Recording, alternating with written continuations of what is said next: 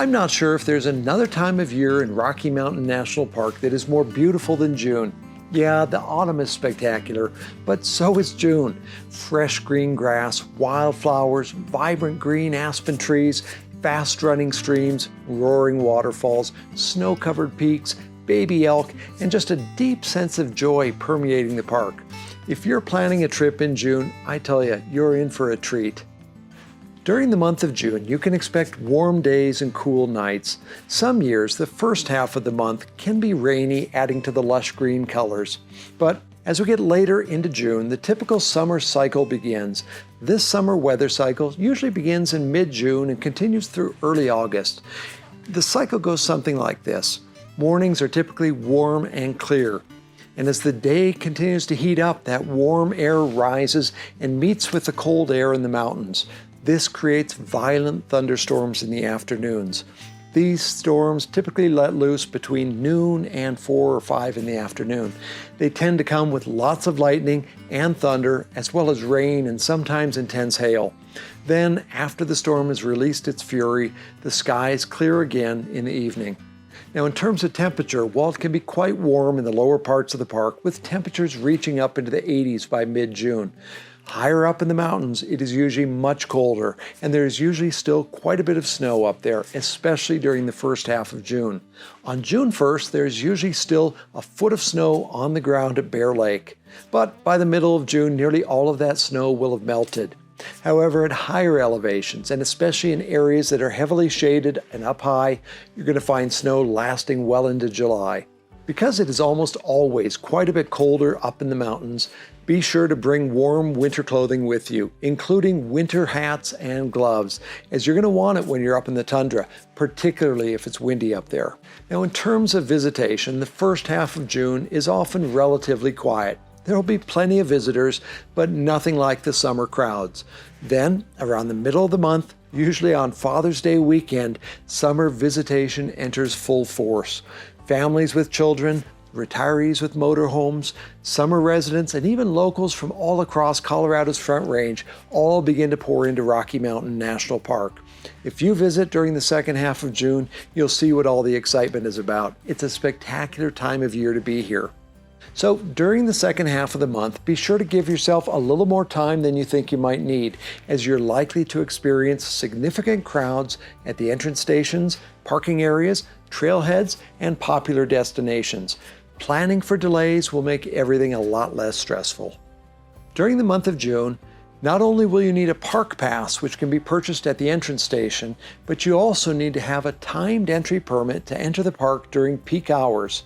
These need to be reserved online and in advance. You don't want to come to Rocky Mountain National Park without having reserved your permits, or it will limit what you can do.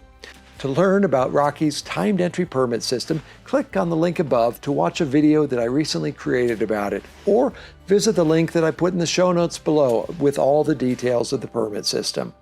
June is when the full range of summer activities finally return. Hiking, fishing, camping, rock climbing, scenic drives, wildlife watching, etc. In June, the park offers a wide range of ranger programs where you can learn all about the park and its wildlife. If you have kids, be sure to plan a visit to Junior Ranger Headquarters located in Hidden Valley. You can also hire guides who will take you fly fishing, teach you photography, take you horseback riding, give you personal tours of the park, and more. To learn more about each of these activities and many other activities, be sure and visit the activities page on my website, RockyMountainNationalPark.com. I'll put a link to that page in the show notes below. Now, in terms of hiking, be aware that during the first half of June, the higher trails may still have quite a bit of snow, but generally, by mid-month, most of the trails are snow-free. Mid-June is finally time to head up into the high country and to make the most of your summer hiking. If you want to know where to go and what to see, be sure and pick up a copy of my hiking guide, Hiking Rocky Mountain National Park, The Essential Guide.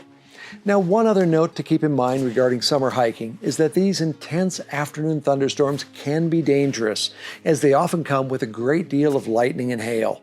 Since the storms normally arrive in the afternoon, the general rule is to do your hiking very early in the morning and then to be off of the open tundra by noon. You'll also want to stay away from lakes and other open areas during the storms. I should also let you in on a little secret. Most of Rocky Mountain National Park looks its very best early in the morning, just after sunrise. Yeah, you may not want to get up early on your vacation, but plan for a long afternoon nap so you can take advantage of the good weather and the amazing views of the early morning. During the month of June, the elk will be showing off their shiny summer coats and fuzzy antlers, which are surprisingly growing at more than an inch a day. Baby elk will be seen in the lower meadows, surrounded by protective mothers, while older elk will begin making their way up to the alpine tundra as soon as the vegetation up there begins to turn green. Just a quick safety note, keep a lot of distance between you and the female elk and the babies, as mama elk can be extremely aggressive and dangerous at this time of year. You don't want to mess with the mama elk. I certainly don't. By mid-June, you're going to find marmots and pika up in the tundra enjoying the warmer weather and fresh green tundra. You may also catch a glimpse of moose in the marshy meadows and shallow lakes where they munch on the tasty green willows. In June, it seems like all of the wildlife is out celebrating life. We have 60 different species of mammal in the park, so bring a pair of binoculars. There's no telling what you might see if you stay still and quiet. At this time of year, Trail Ridge Road is usually open, but be aware that during the first half of the month, it can be a little bit tenuous. In early June, bad weather can close the road at any time, but usually by the middle of June, that's no longer an issue, and you can typically count on the road staying open both day and night by the time you get to mid-June. Be aware, though, that Old Fall River Road is closed for the entire month of June. It normally doesn't open until sometime around July 4th. Watch the RockyMountainNationalPark.com website for updates. Well, I hope you found these tips helpful. If you have other tips that I missed, please add them to the comments below so others can learn from you. And when you come, stop by my gallery in downtown Estes Park and say hello. We'd love to see you. I hope you have a great trip during this amazing time of year. To help you prepare for your visit to Rocky Mountain National Park, visit my website, RockyMountainNationalPark.com. For hiking guides, calendars, coffee table books, and more, visit RockyTrailPress.com. And when you arrive, be sure and stop by my gallery in downtown Estes Park. It's called Images of RMNP.